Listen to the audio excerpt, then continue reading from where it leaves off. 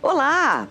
Passada a ressaca das comemorações pela vitória por 1-0 na prorrogação contra a Argentina, hoje um dos nossos assuntos é a Espanha. Mas chega de futebol, viu, gente? O país foi lugar de vários reinados, de guerras civis, ditadura, até chegar a um dos destinos mais procurados por estudantes e turistas do mundo todo.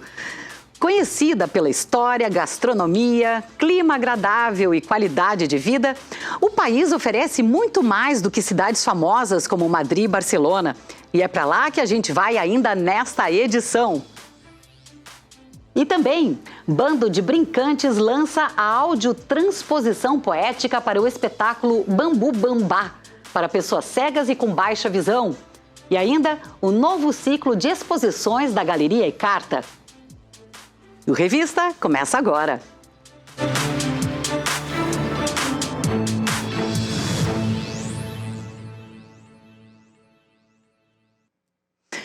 A bola parou de rolar e a taça já tem dono. Mas muito além das 4 linhas, a Espanha também bate um bolão quando o assunto é cultura. Seja na música, na arquitetura, nas tradições ou nos sabores, vamos combinar que os espanhóis dão um show à parte. Então, vamos embarcar numa viagem e conhecer um pouquinho mais do país campeão do mundo. Roda aí!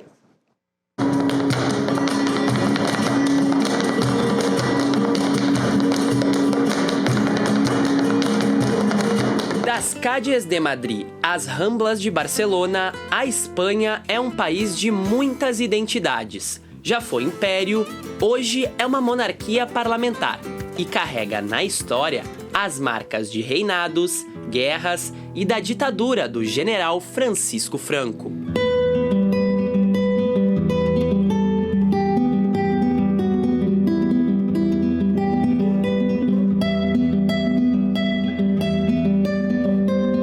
No futebol, eles já provaram que são craques, mas é na cultura que o país revela uma das maiores riquezas.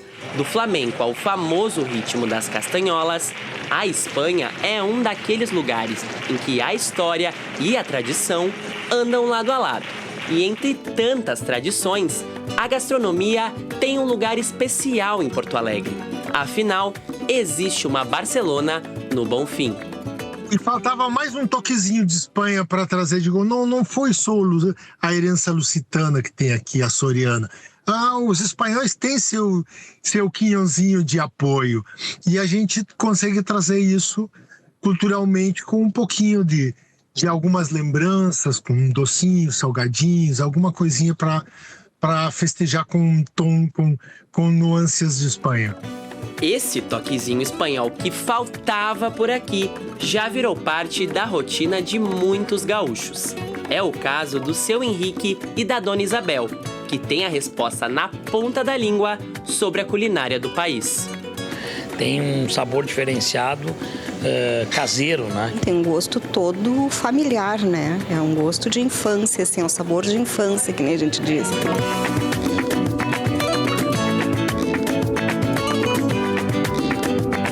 Dá até para dizer que existem diferentes Espanhas dentro de uma só. Cada região tem uma personalidade própria e costumes únicos. A Catalunha, por exemplo, tem língua, cultura e tradições muito fortes, o que ajuda a explicar por que a gastronomia espanhola é tão diversa. Quando tu fala na Espanha, tu trabalha mais nata, massa folhada e entram outros, por exemplo, tem um doce que a gente ficou muito tempo tentando colocar e não tinha jeito. E hoje está bombando de novo, conseguimos colocar de novo com a história da Espanha, da Copa, tudo. Está bombando, que é o Massini, que é um pandeló, ovos moles caramelizados e nata. Entre tantas receitas tradicionais, os churros também têm um lugar garantido na mesa dos espanhóis. Diferente da receita que a gente conhece por aqui, lá na Espanha eles são servidos assim, sem recheio e muito bem acompanhados de uma xícara de chocolate quente. E vamos combinar? Nessa, os espanhóis deram um golaço.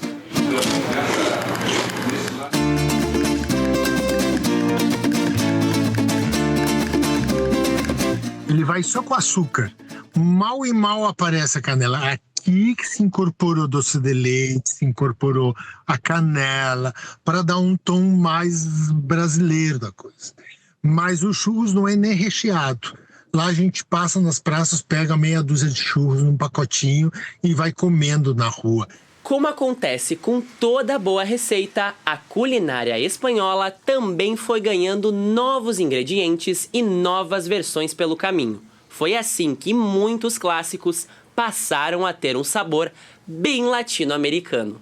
E que aquele conceito que nós temos hoje é o que os espanhóis levaram no início do século para o Uruguai, para o Rio da Prata, como um todo. E depois, com os acontecimentos da guerra na Espanha, mudou muito e hoje em dia a gente seria o que consideraríamos a confeitaria vintage espanhola. Aqui na América Latina já virou clássico o mil-folhas com doce de leite, que se incorporou no conceito daqui latino. Mas o mil-folhas em si já é a massa folhada, em camadas, recheada, é uma coisa muito comum, que se chamam palos catalanes, né, lá.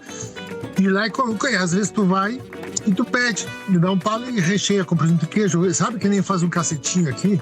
O pessoal faz com massa folhada. Seja em Madrid, Barcelona ou aqui mesmo, no Bonfim, sempre existe um jeito de fazer a Espanha estar na mesa.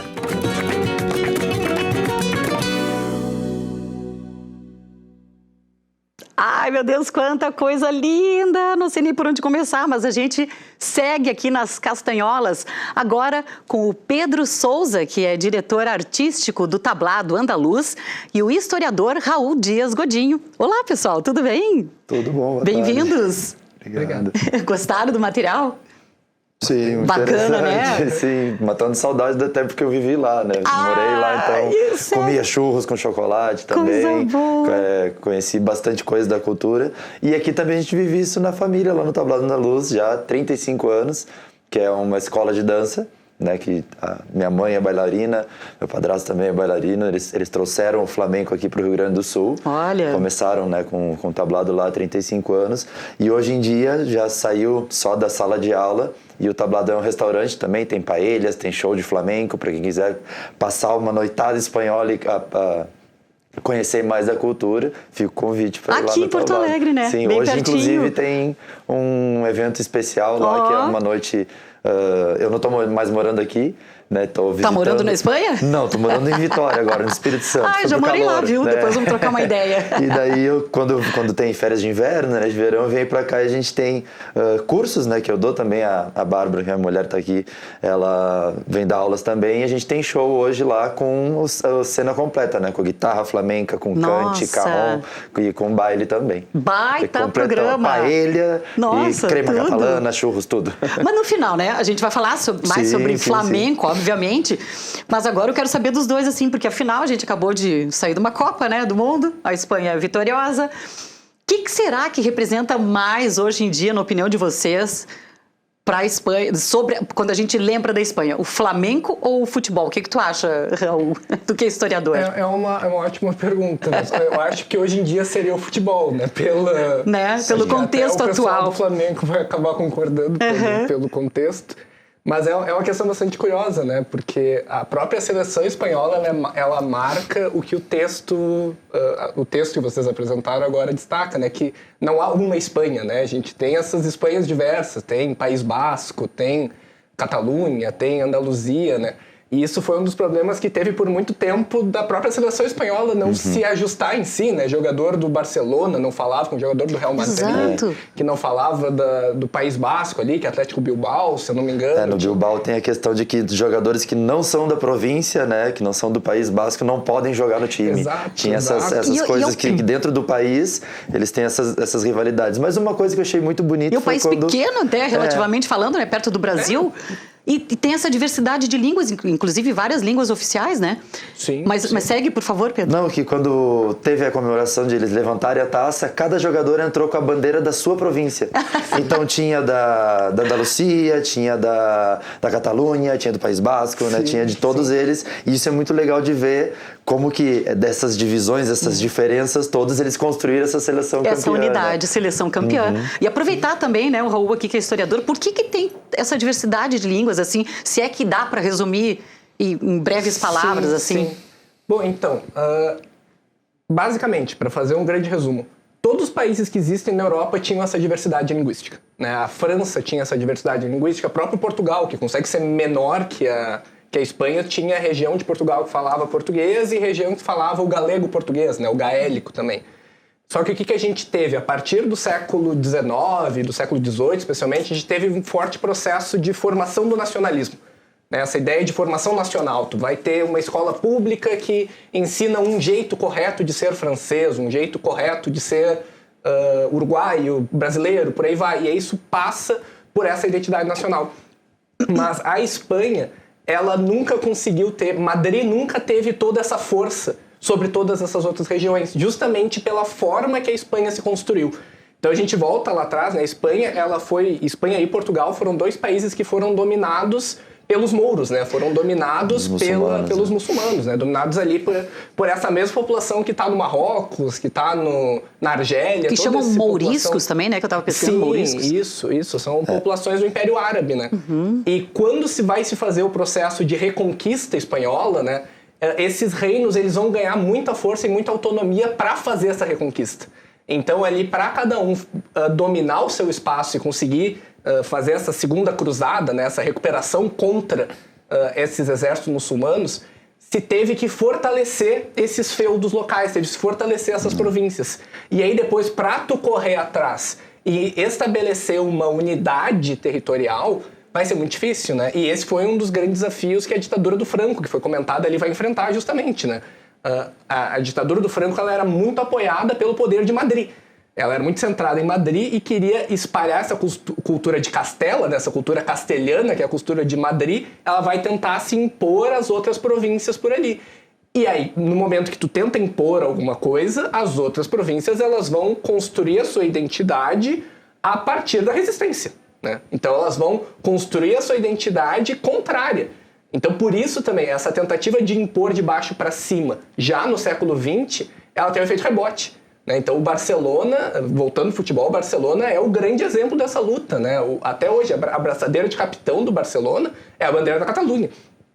Não é a bandeira da Espanha, é a bandeira da Catalunha. Né? Eu lembro sempre de um gol do Puyol, que era zagueiro catalão. Ele faz um gol uma vez no Real Madrid, dentro de Madrid, e a primeira coisa que ele faz é ele tira a abraçadeira e beija a abraçadeira, olhando para a torcida que vai... Bem nacionalista. Exato, um nacionalista regional. Né? Regional, é. Então, Sim. esse vai ser um dos motivos principais. Como a Espanha tentou fazer essa unificação tardia, já tinha reforçado todas aquelas identidades, e aí correr contra a roda da história fica realmente mais difícil, né? Mas, pelo visto, eles encontraram essa unidade, né? Como tu deu exemplo agora da Copa, Falo né? De certa disso forma. muito em função do time, né? Sim. Que eu vi ali que são jogadores realmente que tu vai observar os sobrenomes deles, né? Sim, tu tem o Oyarzabal, tem o Cucurella, que são já sobrenomes mais da Catalunha. Tu vai ter também o Sánchez, que é como se fosse o Silva, né? Todo espanhol é Sánchez, Todo como, brasileiro né? é Silva. Como todo brasileiro é Silva. Mas voltando no que o Rafa falou, tem uma questão que eu vejo muito interessante, que ajudou até historicamente o flamenco a surgir, que dizem que não existe o flamenco puro. Então acho que também não existe o espanhol puro, porque o espanhol já na Espanha, né, que a gente conhece hoje, já nasce dessa mistura de judeus, católicos, muçulmanos que estavam ali. E eu acho que os reis católicos eles precisaram se unir entre eles, porque durante o domínio, foram 800 anos, né, aproximadamente, de domínio muçulmano, eles estão muito presentes nos costumes, principalmente da Andaluzia, né? Na arquitetura, e historicamente Córdoba e Granada. Córdoba era como, nessa época, né? Até a reconquista dos católicos foi em 1492, por aí, né? Em volta dessa época. Mas antes disso, a Nova York do mundo era Córdoba. Era onde passava todos o comércio passava todo por ali, né? Tanto a saída para o Atlântico quanto para o Mediterrâneo, passava por Cádiz também, o Estreito de Gibraltar. Então era muita mistura de culturas ali, os próprios ciganos, né? O povo ritano, que é muito importante no flamenco, eles saem da Índia e vão parar lá na Espanha. Então eles não nasceram na Espanha, né? É um povo que traz sua cultura para a Espanha. E uma coisa que acontecia durante o domínio árabe, diferente do extremismo que tem hoje, né, em função do islamismo, eles eram muito permissivos. Então, tu falou do termo morisco, berberes, moçárabes, isso tudo é como se fosse no Brasil o caboclo, cafuso, mameluco, né, que são as misturas entre indígenas e brancos, brancos e negros, negros e indígenas. Essas misturas de judeu com católico, com árabe, que vai começar a surgir o espanhol, né? A morfologia espanhola, digamos assim, né? E depois tem vários acontecimentos. Napoleão foi até a Espanha também, né? Depois tem um período muito importante de identidade espanhola, que é para apagar a invasão francesa. Depois ainda vem Franco com essa tentativa de novo de símbolos nacionais. E eu acho que o símbolo nacional, os maiores símbolos nacionais da Espanha são, se tu pergunta, se tu vai dizer, vou pra Espanha, a pessoa vai fazer ole e vai dançar, ou vai fazer ole e vai lembrar da corrida de touro, né? E agora vai fazer ole e lembrar do futebol, porque eles estão eles fazem com o Brasil, né? A gente acaba tendo já umas pré-ideias, né, de que é só aquilo, né? Sim. E não é só isso, né? Não, de forma alguma. Quais são as principais atrações, assim? Hoje em dia, quem quer ir para Espanha, o que tu acha que vai buscar lá, assim, fora? Claro, tem a gastronomia, né? Enfim, a arquitetura. E depois a gente vai falar do Flamengo também, que eu quero perguntar mais uma coisinha. Mas o que tu acha hoje que mais atrai, assim, no turismo da Espanha? Então, a Espanha, e esse é até um ponto interessante, assim, a Espanha ela se tornou um polo acadêmico também, de certa forma, né? Que é de uma tradição muito rica, né? Que vai refletir, inclusive, no restante da América Latina, né? O Brasil só foi ter as suas universidades depois da independência, né? Algumas com Dom Pedro II, especialmente, né? Até Porto Alegre, a universidade mais antiga de Porto Alegre do século XX. Os espanhóis não, eles tinham essa valorização do estudo desde aquele período. Então, a Universidade de Buenos Aires, se eu não me engano, é de 1670. Olha isso. Então, ela é 300 anos mais antiga, quase 250 anos mais antiga que a URGS, por exemplo, né, que é a nossa grande referência de universidade aqui no Rio Grande do Sul. Sim. Apesar de estarmos dentro da PUC, né? Mas a PUC também ela não tem problema, mais, são amigas. Ela também é mais recente nesse sentido aqui em Porto Alegre. Então, a Espanha ela acaba se tornando esse espaço de roteiro universitário, né? De um espaço de possibilidade de estudos, justamente pelo espanhol e português não serem tão diferentes, acaba criando essa possibilidade de muitos brasileiros irem estudar na Espanha, né? Um espaço muito rico nesse sentido. E também aí não tanto para brasileiros, mas ele é um espaço muito forte de refugiados também, né? De pessoas que estejam saindo da África, como sim, pela localização, enfim, ali, exato, né? Ele é um ponto de escape via África, né? É o ponto onde a África e a Europa mais se aproximam ali territorialmente do Estreito de Gibraltar. Então ele se torna um espaço interessante para turismo, mas também um espaço interessante para essas pessoas tentarem reconstruir a sua vida, né? Tanto que a gente pode ver, se a gente for pensar agora na seleção espanhola hoje, o nome que vem à cabeça é o Lamine Yamal. O Lamine Yamal é um homem negro, né? Um homem negro que vai justamente ser Filho de descendente imigrantes, né? desse processo A maioria, na migratório. França também, né? Na verdade, são Sim, todos sim. E a França, descendentes. se tu for parar pra ver, a França é justamente o caminho que se segue, né? Tu passa ali pelo estreito, chega ali, se tu vai pra um lado, tu vai pra Portugal, pro outro lado, tu segue esse caminho ali em direção à França, né? Então, ele tem esse... acaba se tornando esse espaço de pluralidade cultural, né? Madrid é uma capital cosmopolita e tudo mais. É um espaço onde, por mais que a gente tenha alguns movimentos antimigratórios, esses partidos não alcançaram o poder nos últimos anos, né? A gente teve governos de direita dentro da Espanha, com o Partido Popular, se não me engano, o PP, que é o partido conservador de lá, mas ele nunca colocou políticas como a saída da Inglaterra, do Brexit, de perseguição a essa população. E agora a gente está tendo o governo do PSOE, né, que é o Partido Socialista Operário Espanhol, que também vai fazer esse mesmo movimento de acolhimento a essa população. Então a Espanha acaba se tornando um espaço onde brasileiros podem ir com menos medo de sofrerem por serem brasileiros, como a gente acaba vendo na Inglaterra, em alguns determinados espaços dos Estados Unidos, né? Ele acaba sendo uma porta de entrada. E uma coisa que os espanhóis não gostariam de ouvir também, mas não tendo uma economia tão forte, o custo de vida na Espanha não é tão caro também para um brasileiro. Óbvio, né? O euro, o real, eu não teria condições, sendo professor, de morar na Espanha. Não, os jornalistas também tão pouco. Exato. Mas ele é mais acessível do que tu decidir morar na Inglaterra, é mais acessível do que tu decidir morar na Alemanha, com certeza. E a língua, né, facilita para os brasileiros, certeza. né? Com certeza. Ajuda. Vamos fazer o passeio, então, pelos nossos filmes, gente? Vamos ver o que vocês conhecem dessa seleção que a gente fez. E aí, ver se vocês têm alguma opinião a respeito do filme, né? Vamos começar ali, então, pelo Espírito da Colmeia. As duas pequenas irmãs, Ana e Isabel, moram em terras rurais da Espanha na década de 40. Após assistirem ao filme Frankenstein, de 1931, ficam obcecadas pelo estranho personagem e tentam encontrá-lo. Esse filme é de 1973, gente. O próximo é A Língua das Mariposas, de 1999. O mundo do pequeno Monte estava se transformando. Começando na escola, vivia em tempo de fazer amigos e descobrir novas coisas, até o início da Guerra Civil Espanhola, quando ele conhecerá a dura realidade de seu país. Rebeldes fascistas abrem fogo contra o regime republicano e o povo se divide. O pai e o professor do menino são republicanos, mas os rebeldes ganham força, virando a vida do garoto de pernas para o ar. Pesado, hein? Vamos para Almodóvar, claro. Tudo sobre Minha Mãe, de 1999.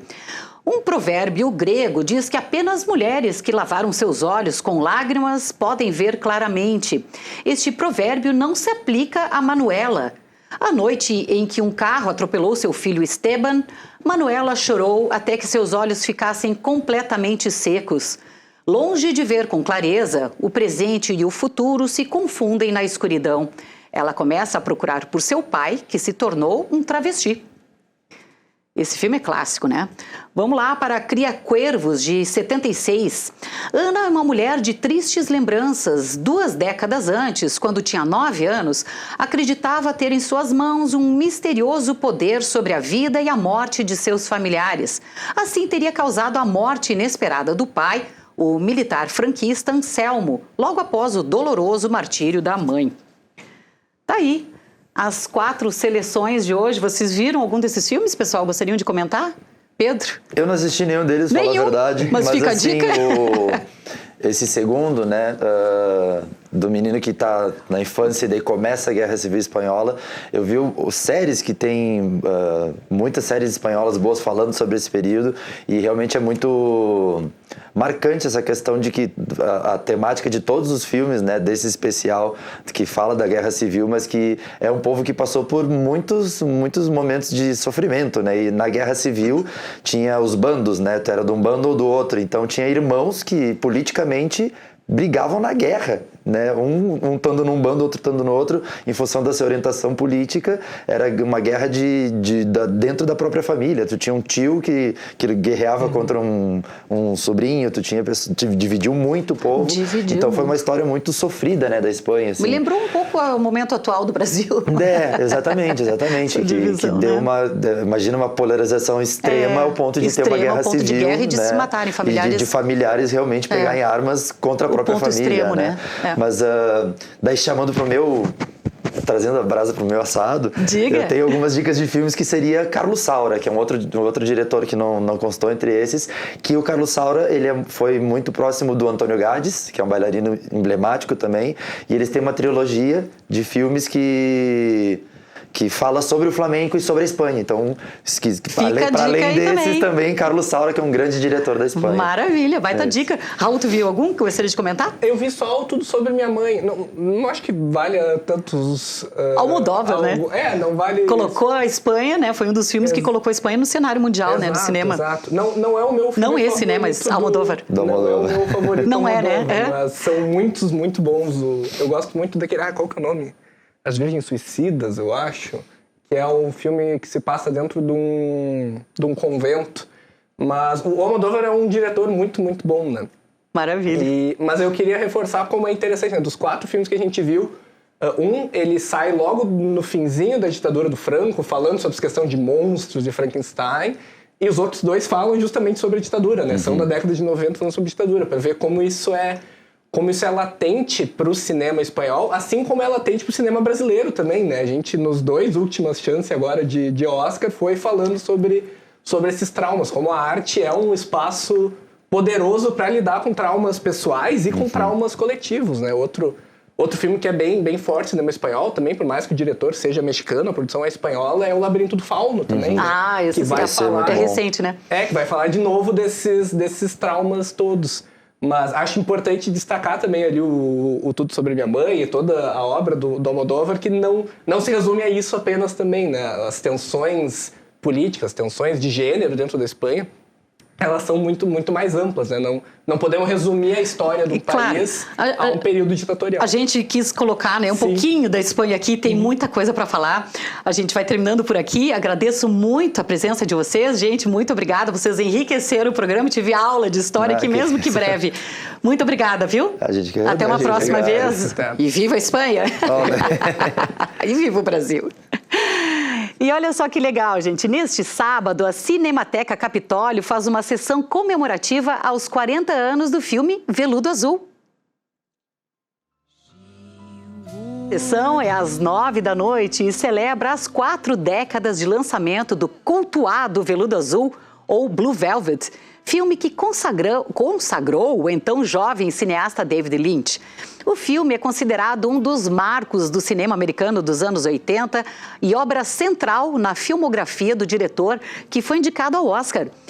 E tem, claro, né, a inesquecível sequência de Isabella Rossellini cantando a canção tema do filme no papel de uma cantora de cabaré psicologicamente fragilizada.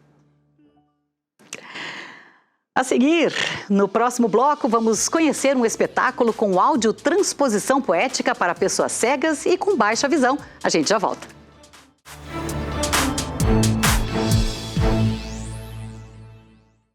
O Bando de Brincantes lança a audiotransposição poética, ou seja, uma experiência sonora de imaginar do espetáculo Bambu Bambá para pessoas cegas e com baixa visão. Muito bacana, né?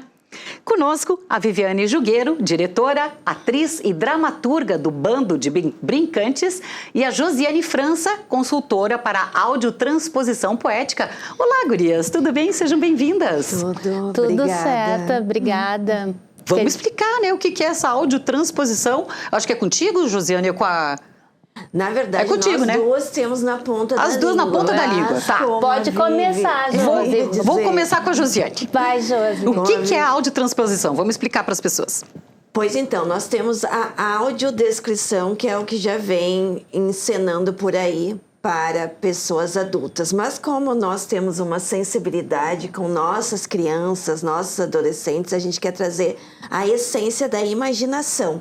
E aí surgiu, né, Vivi, a audiotransposição poética, que é uma descrição das imagens, mas a gente não descreve tudo. A gente deixa que tanto as crianças e adolescentes quanto adultos imaginem um pouco. Porque é isso que a gente quer. A gente quer fortificar nossa imaginação e que nós tenhamos também a oportunidade de construir. Eu, por exemplo, eu sou cega há 18 anos. Eu tenho uma memória visual. Que nem a Vivi estava descrevendo aqui a sala para mim, eu estava construindo ela na minha memória. Só que eu vou construir com as informações que a Vivi trouxe, mas do jeito que eu achar que é. E não daquele jeito imposto. Que é o caso da audiodescrição. Exato. É, claro. Que já vem acontecendo. A gente Sim. quer dar essa liberdade, né, Vivi?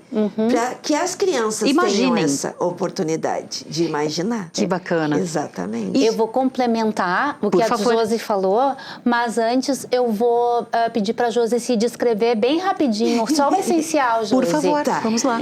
Eu E a sou- Vivi, só deixa eu falar, a Vivi também, tu tem baixa visão, né, Vivi? Sim, quando eu me descrever, daí então vamos lá. Eu vou só pedir para ela se descrever Por rapidinho, favor. assim, sem tanto detalhe como a gente costuma. Tá. Bom, como eu já disse que eu não nasci cega, né? Eu sou uma mulher negra, não retinta, tenho cabelos pintados de loiro, mechados, estou de óculos rosa, uma camisa social rosa chiclete, um pink, me perdi, um casaco de...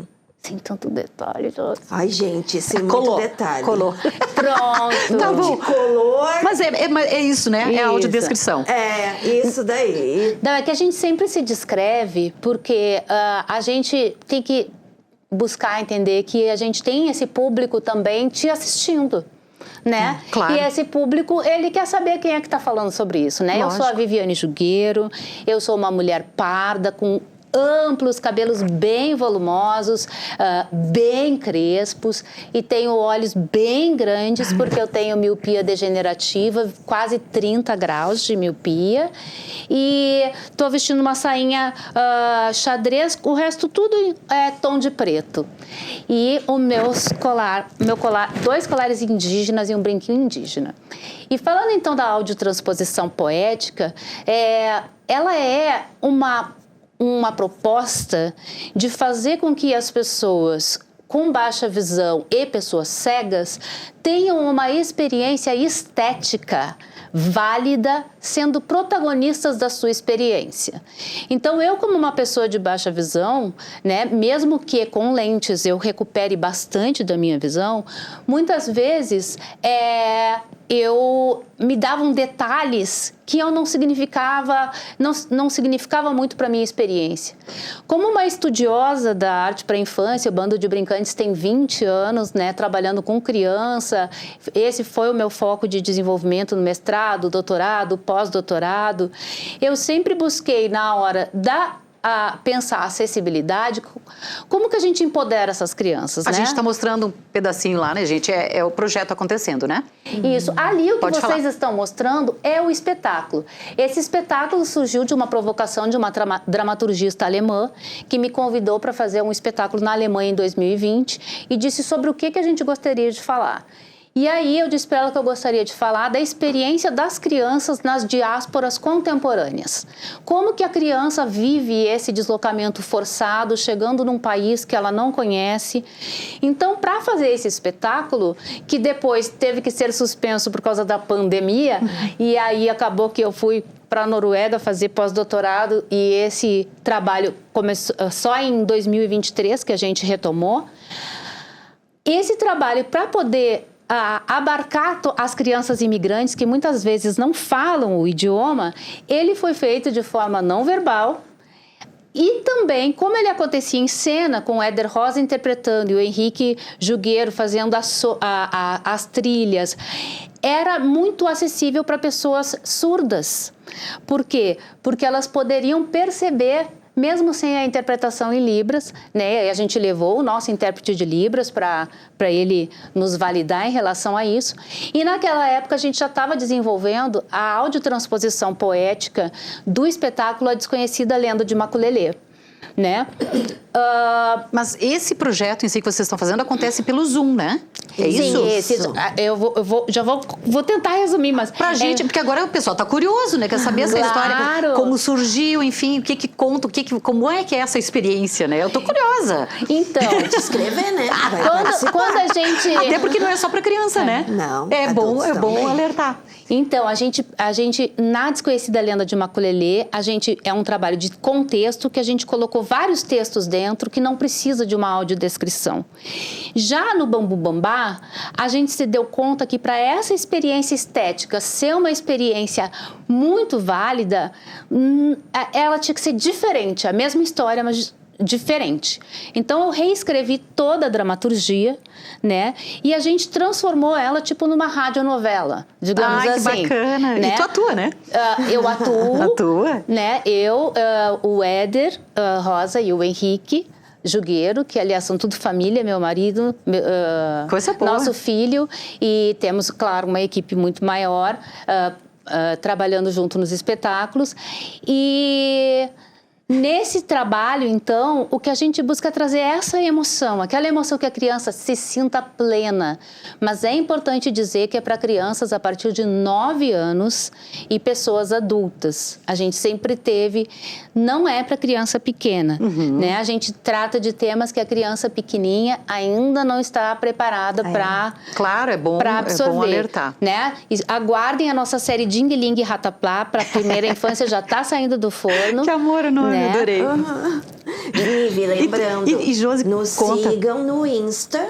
Já pode divulgar, por favor, Porque o @. Insta do Bando de Brincantes, lá tem o e-mail para inscrição, para que a gente possa enviar o link de acesso, que vai ser uma live no Zoom, domingo, dia 26, às 17 horas. Tá aí. Fale, amada. Não, eu ia te perguntar por que contar essa história, afinal, né? Vamos explorar um pouco mais esse tema. Não.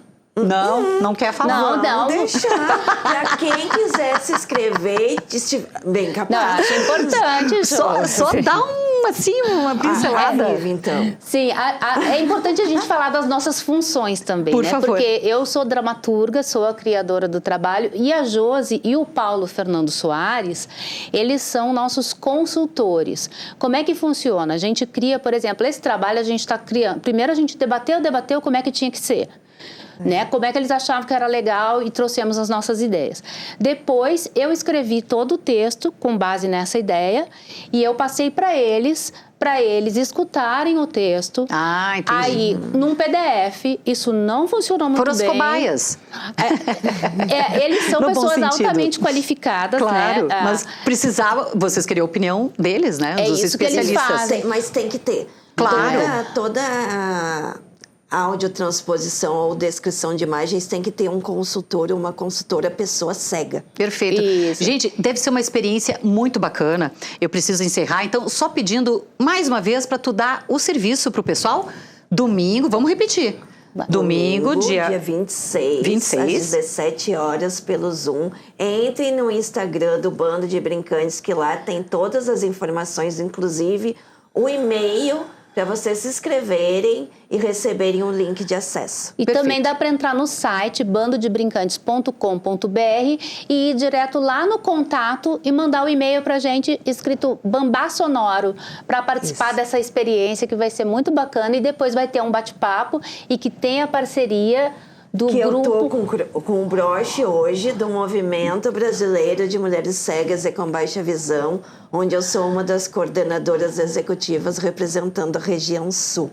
E tem patrocínio da lei da PNAB, do Política Nacional Aldir Blanc, dentro do projeto Bambu Bambá Brincantes Sem Fronteiras, uma realização da Secretaria Estadual da Cultura do Rio Grande do Sul, que nos levou também para a Alemanha, então é um projeto bem amplo e a gente está com muita vontade de que todo mundo possa participar dessa experiência inovadora, né? É verdade, gente. Eu fiquei muito curiosa, adorei que vocês vieram. Muito obrigada, parabéns, viu, pelo trabalho de vocês e até uma próxima.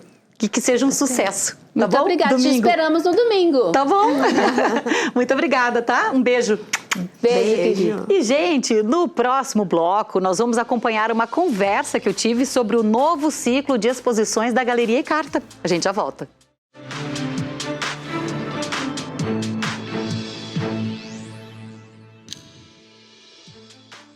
Olá, Ionara Caran chegando com mais um Galeria para o Revista RS. Tudo bem, gente? No quadro de hoje, eu convidei o curador André Venzon para falar sobre o novo ciclo de exposições da Galeria e Carta aqui em Porto Alegre e que reúne, gente, ao mesmo tempo, 4 grandes artistas visuais. Os trabalhos transitam entre temas como memória, literatura, corpo e tecnologia. Vamos entender e descobrir como tudo isso está se conectando nessas exposições?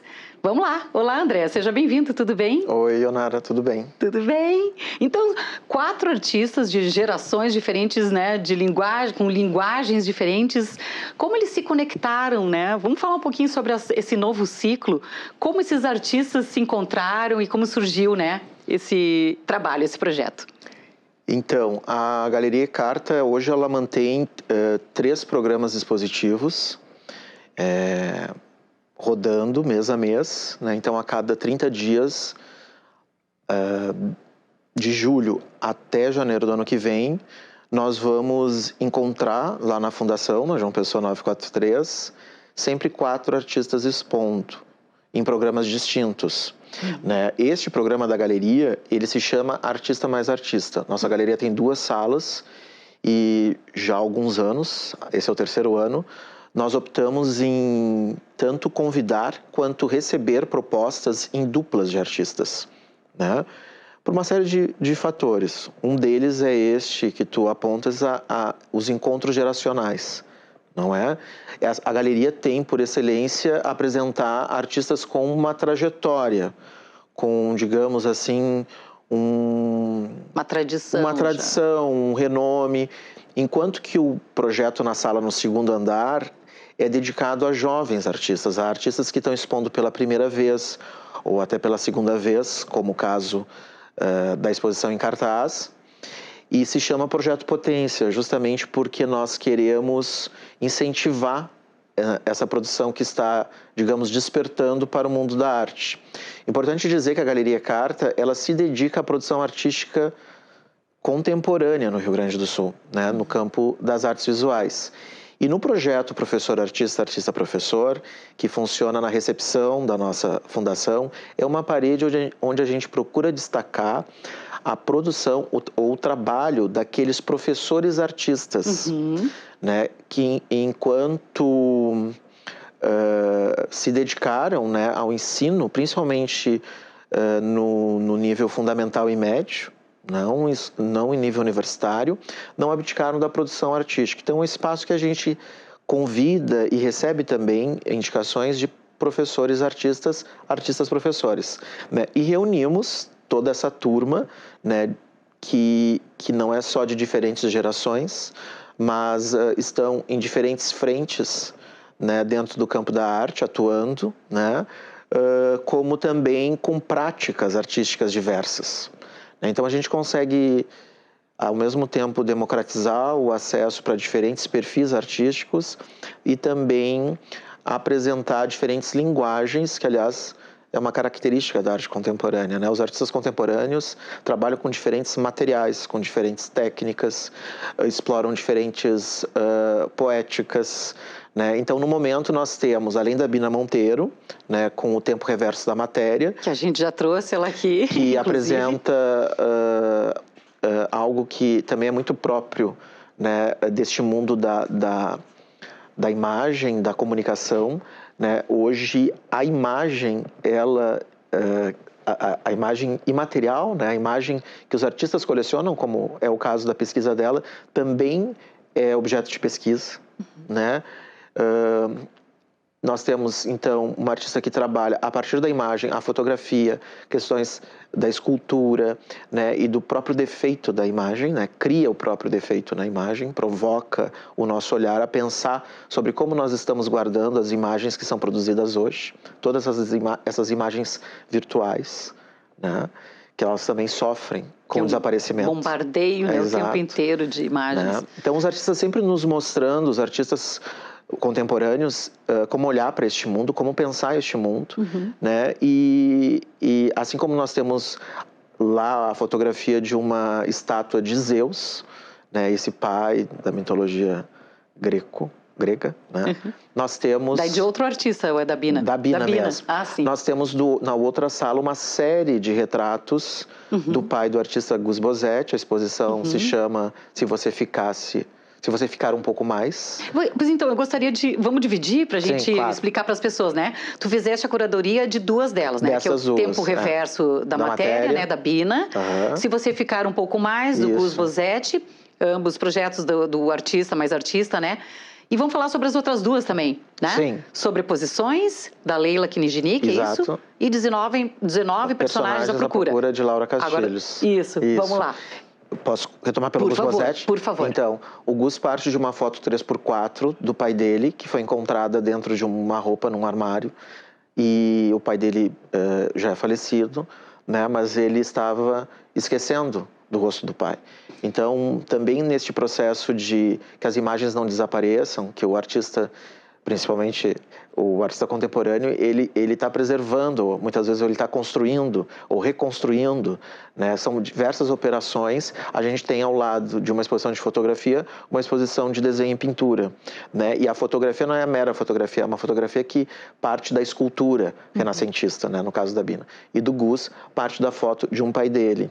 Então foi um encontro muito interessante porque isso não foi premeditado, né? Uma pessoa mostrando a imagem do pai de uma civilização, né? E o outro mostrando a foto do próprio pai. Então isso é por acaso, nada é por acaso, né? Mas o nome do pai dele é Hermes, né? Também é um nome da mitologia romana, né? Então isto mostra como mesmo na arte contemporânea, os temas clássicos continuam sendo revisitados, né? E, bom, então tem dezenas de desenhos a partir dessa imagem da fotografia 3x4, né? Então, também de uma mera fotografia, surge toda uma produção em desenho e pintura desse artista Gus Bozzetti. Subindo as escadas, na sala do Projeto Potência, nós temos a exposição Sobreposições, da artista Leila Kniznik. Ela é uma artista convidada deste projeto, foram 3 artistas convidados esse ano. Agora a gente parte para a etapa do edital, dos selecionados pelo edital. Mas a Leila, ela traz uma pesquisa sobre a violência contra a mulher, né? Que é um tema com muito destaque atualmente, né? Mas que vem historicamente, né? A violência, os apagamentos, né? E principalmente as instituições artísticas, há algum tempo, elas têm revisto essa história, né? Revisto a presença da mulher nos acervos, a representatividade, a equidade de gênero, né? Não só as artistas mulheres expondo em espaços culturais, como participando dos seus acervos, né? Então isso é muito recente. A Leila é uma artista que se engaja nesse processo de revisão. E o trabalho dela sobre posições apresenta uma coleção de colagens feitas, né, como retratos de mulheres que se destacaram ao longo dos séculos, né, dos últimos séculos, da Idade Moderna. A gente já pode ir mostrando, enquanto tu vai falando, pode ser? Vamos fazer o passeio, que eu acho que já aproveita e traz essas informações com a gente visualizando as obras, né? Vamos ver, aqui já seria essa artista? Sim, exatamente, são as colagens. Então aí as colagens dela, então agora tu pode seguir, por favor. As colagens são muito coloridas, como esta que é em destaque da Frida Kahlo, grande artista. Temos também Conceição Evaristo. É a minha vida, ela bota lá em cima. Temos... É um trabalho de colagem, né? Isso. E ele contrasta esse trabalho de colagem. A colagem, ela é feita, no caso do trabalho da Leila, como muitas artistas que também usam dessa técnica, com pedaços, né? Ela forma uma imagem com partes, né, de outras imagens que foram cortadas. Então, existe aí um índice também de nesse rasgar, né, nesses pedaços, né, existe um índice de violência, uma metáfora de Destruição, né? Aí nós já estamos vendo uma das personagens da Laura Castilhos. Da exposição 19 personagens à procura de Laura Castilhos, dessas obras. Mas assim, em contraste, não sei se nós vamos ver, no centro da galeria, porque apesar dessa exposição colorida, das colagens serem coloridas, a Leila pensou uma iluminação muito dramática, uma iluminação bem pontual sobre essas colagens, né? E no centro da galeria a gente tem uma série de torsos, né? De corceletes, na verdade, totalmente brancos, né? Feitos com papietagem, mostrando a ausência, né? A riqueza de cor e de informações mesmo sobre as personalidades das colagens contrasta com esses corpos todos femininos, né? Que foram, pode-se dizer, sacrificados ao longo dos séculos, principalmente pelo vestuário, né? Como essa referência aos corceletes, os espartilhos que apertavam e tentaram moldar o corpo da mulher a um padrão, né, social. Era uma violência também, exatamente, né? E que ela vai também questionar. Essa imposição, né, André? Bom, vamos seguindo mais os outros artistas para dar tempo também de mostrar. A gente estava mostrando ali aquelas coloridas, né? Já passamos. A Júlia Castilhos aqui voltamos ao retrato 3x4, de onde o Gus Bossetti parte para fazer essa série de pinturas, né? Que depois vão desaparecendo, os traços, né? da identidade, né? Mais expressivos, né? Ele vai... é muito mais sobre o gesto de fazer o retrato do próprio pai, né? Porque se fala muito, o gesto do artista, né? Ele se dedicou e vem se dedicando, porque essa série não foi concluída, ele continua pintando, né? E ele tem essa... Foi uma epifania. Uma espécie, né? Uma revelação para ele, né? Ele tem essa densidade na produção dele, né? Cada vez é mais raro de encontrar artistas que se dedicam às técnicas mais tradicionais com tanta disciplina, né, com tanta dedicação, que é o caso do Gus Bossetti em relação à pintura. O que é interessante, como tu falaste na carta, que existe essa preocupação, né, de manter a tradição, mas também de inovar, né, e trazer esses artistas, né, que inova também... principalmente pela poética, né, do trabalho, né? Ali nós vimos os desenhos coloridos, são as ilustrações para livros infantos juvenis. Há cerca de 20 anos, temos ali, então, registros de personagens que a Laura Castilho adaptou, né, ao estilo dela, artístico, para livros, né? Contando ou recontando. Tem que ir lá, né? Tem que ver. Tem que ver pessoalmente. São, na verdade, 20 trabalhos, são 19, eu acho, e uma escultura ainda do Little Stuart, que é aquele personagem, o ratinho, que tem, ratinho. Além da ilustração, tem uma cerâmica que ela fez. Então vamos para o convite. Por favor, André, a data é até dia 9 de agosto, né? Isso. Na e-carta. Domingo, de terça a domingo. De terça a domingo, até né? 9 de agosto. Isso. Que é um domingo, porque a e-carta funciona de terça a domingo, das 10 às 18 horas. Fica o convite para levar as crianças também. Franca, ali pertinho do Brick da Redenção, tanto sábado quanto domingo, na esquina da João Pessoa, 943 com a Lopo Gonçalves. Perfeito, fica o convite. Muito obrigada, viu? Agradeço. Sucesso para vocês e voltem sempre, né? Obrigado. Vai ter um ciclo bem profícuo, né? Esse ano. Sim. Eu te espero de novo, tá bom? Obrigado. Muito obrigada. A gente vai ficando por aqui. Até a próxima galeria. Tchau, tchau. Beijos. E por hoje é só, pessoal. Revista termina por aqui. Até a próxima edição. Beijos. Tchau, tchau.